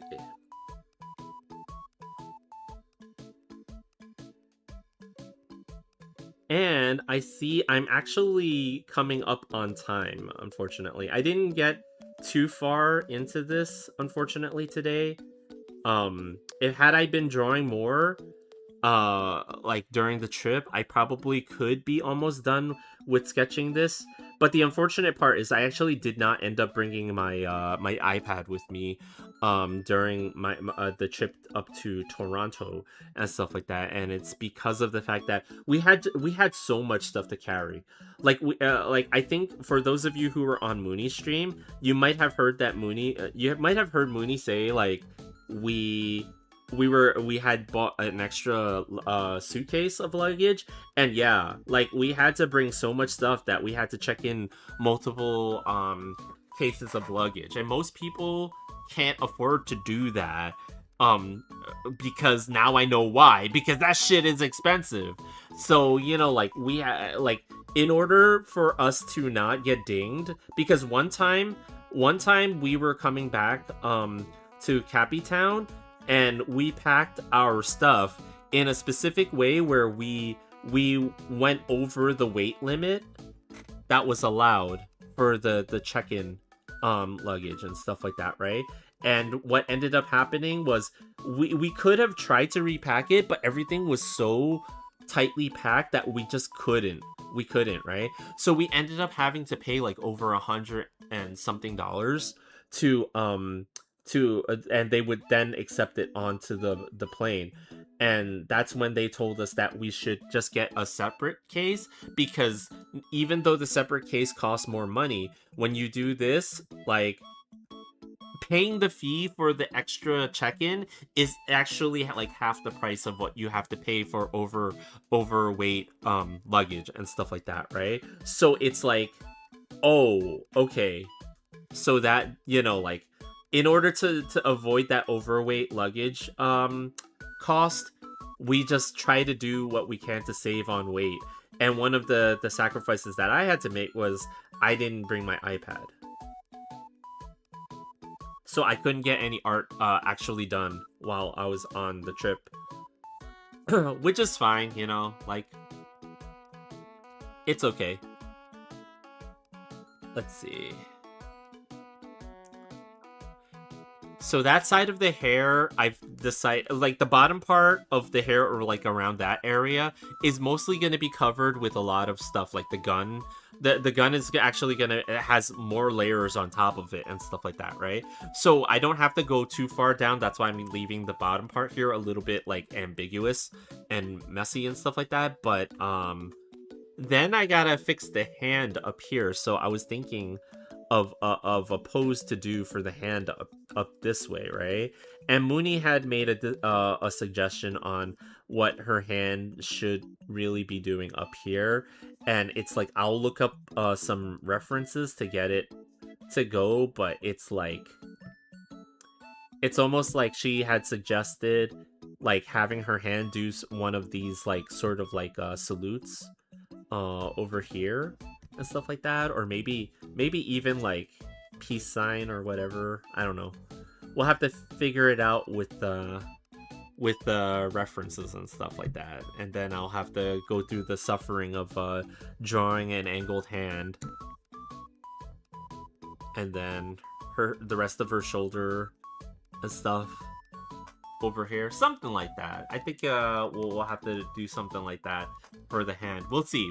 I'll again, I have to go and get some references on that stuff, and then we gotta put all the emblems over here, and then like finish her coat, the other side of the coat, and then get her hat on with the big explosion in the background, because she's all about firepower, and like okay, granted, I did originally draw an image of Neon without an explosion in it, but I've come to learn that you really shouldn't be drawing images of Neon without explosions. I mean, it just feels right. It just feels right to draw images of Neon with explosions, okay? Okay. I think we know where we're going with this, I'm not...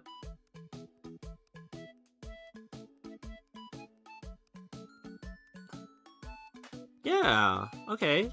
I think we know where we're going with this, and maybe her hat is a little bit because originally I was gonna draw the hat like completely centered, like the way that she's wearing it normally, but I might tilt the hat a little bit on her head, like it's sort of just kind of falling off because of all the explosion going on behind her and stuff like that. So maybe I can do that and stuff like that, like just something to make it a little bit less symmetrical. It's also why I have her in this image like on an angle and stuff like that, because I like having my characters when I draw them like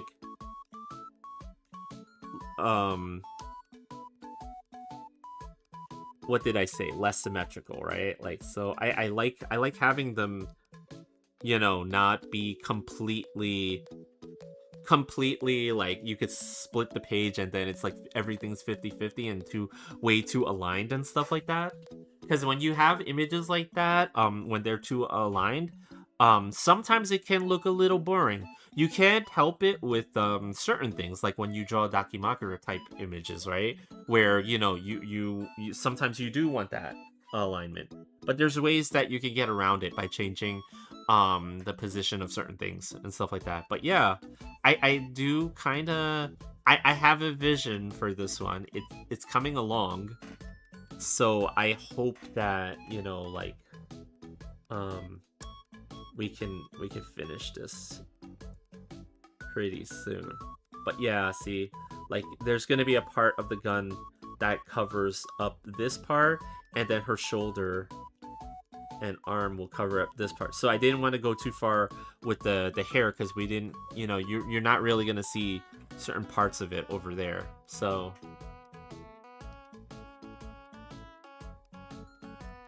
okay, and then tomorrow we're gonna come back around the same time.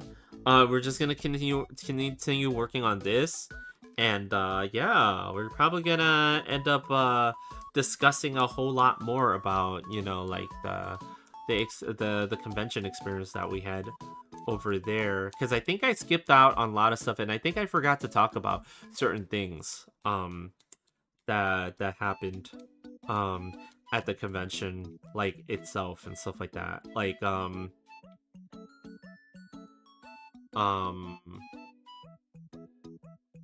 oh yeah, one cosplayer, I don't know, I should have gotten their name or their social media or something like that, but no joke, there was a guy that was dressed as Mac tonight you guys all might be too young for this shit.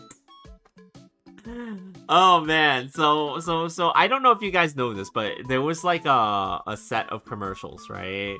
I think they were, what was it? Like what was the era of that? It was like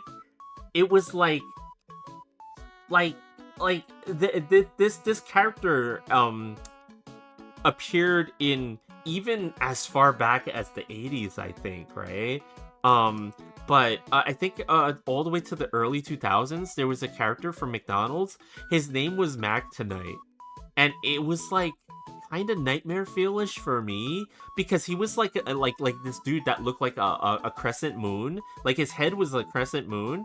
The McDonald's moon. Yeah, the McDonald's moon guy. Yeah, so yeah, you know, right? And like I saw him there at Anime North. I also saw, okay, so that was like, he used to play like a piano or something like that on top of a Big Mac or something like, and they would put on these like way late night commercials for adults to advertise McDonald's and stuff. And he was like the character to advertise for like an older audience and stuff like that. So he would like, there was a guy there that had like a picture perfect Mac Tonight costume. It was amazing. It was fucking amazing. And then there was also, I saw somebody that was, I don't know if it was supposed to be, but I suspect that this person was dressed as Mothman. Or rather, this person was Mothman. So Mac Tonight, Mothman, there was a couple of other cryptid creatures that I saw there. Apparently, they all left the United States and moved north. That's where they all were. They were all in Toronto this entire time. But yeah, that was kind of amazing. That Mac Tonight guy was quite amazing. Also wanted to they wanted to do some of the meet and greets at the V-Food booth, so that was kind of cool. I also observed that the cosplayer, remember we were talking about the anime titty car convention that was across from us earlier? I also observed that one of the cosplayers there drove like this little Power Wheels car around a little bit and crashed into the garbage can that was over there. There was a lot of really interesting things happening at the convention. I got to check out the Lego builder's place, and they made the entire like Animal Crossing island or something like that over there, so that was kind of cool to see. I didn't get to see too much of the Gunpla people's what they were doing with the Gunpla building part. I kind of wish that I dived more into the vendors hall side of things, but I kind of avoided it because I was like, I don't want to spend too much money. So I stuck to, mostly to the artist alley and some of the parts of the industry section, because there was like a dealer's room and artist alley and then the industry section. That's kind of how the floor was apparently like divided up and stuff like that. So I got to check out, like I checked out the Hoyoverse booth, and I actually went to go and get something Farina related for my niece. The Cappy kids really like Genshin Impact. And then I was like, day one, I told Mooney very confidently, oh, look, see right here. They have a Farina acrylic and a button and a notepad. So, you know, like, it looks like they have really good art stuffs that, I mean, really good, not art stuff, but merchandise that I can get for my niece, who is a huge fan of Farina. Go up to the iPad the next day. I snuck there early so that I could get online pretty early. Though it really didn't need to, because everybody there was there for the Zenless Zone Zero stuff. So, you know, like, I wasn't there for the Zenless Zone Zero stuff, so I got to go into the line that was Genshin related, and the Genshin related line was actually rather short as compared to the Zenless Zone stuff, which was curling around their house, the house that they freaking built for themselves over there. But yeah, like, so I was looking through the iPad, I was like, Farina, where's Farina? Why don't they have Farina stuff? I thought I saw Farina. over at the display, the Farina stuff, right? So I had my boomer moment. I had my complete boomer moment. I said very confidently that, yeah, look, this is my niece's favorite character, Farina. It was fucking not Farina at all. It was the surfing girl. I don't remember her name. I completely had my boomer moment. I said super confidently, yeah, this is her favorite character, Farina. That was not fucking Farina. That was not her at all. And I was confused as all hell when I went up to the iPad and I was like, I can't find any Farina stuff. And then I noticed that character, that's not Farina. That's that surfing girl from when I didn't actually play the game anymore.